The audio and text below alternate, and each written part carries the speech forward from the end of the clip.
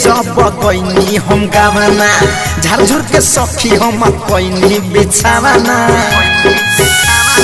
ए सखी पहले दिने जब गईनी हम गावना झारझुर के सखी हम कोइनी बिछावना पिया से हौले न देन हो गई मोर सामान ये सखी फेन हो गई मोर सामान ये सखी फेन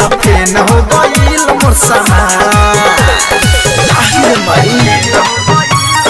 जीएसएल रिकॉर्डिंग स्टूडियो सीतामढ़ी।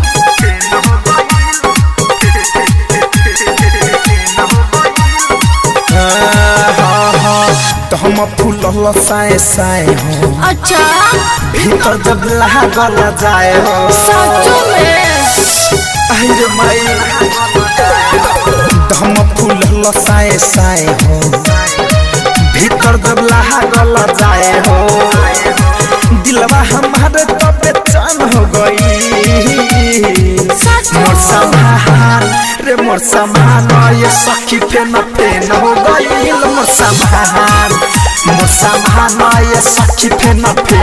गई मोर सामान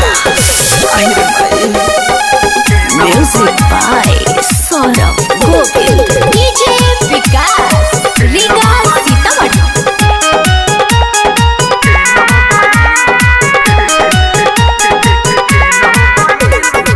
चोली के हुक जब खुलल हो ब्रिटिश बिहारी पिया झूलल हो हम का कहिए सखी चोली के हुक जब खुलल हो पवन पाठक पिया झूलल हो धड़कन धनंजय अगेन हो गई मोर सामान ये सखी फेन हो गई मोर सामान ये सखी फेन हो गई मोर सामान पहले दिने जब गईनी हम गावना झारझुर के सखी हम कोइनी बिछावना पिया से हौले न देन हो गई मोर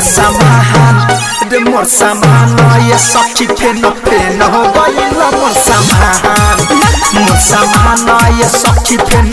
हो गई मोर सामान। आरसीएम म्यूजिक न्यू ऐप अभी डाउनलोड कीजिए हमारे गूगल प्ले स्टोर से और पाए भोजपुरी लोकगीतों का एक से बढ़कर एक ऑडियो वीडियो सॉन्ग बिल्कुल मुफ्त।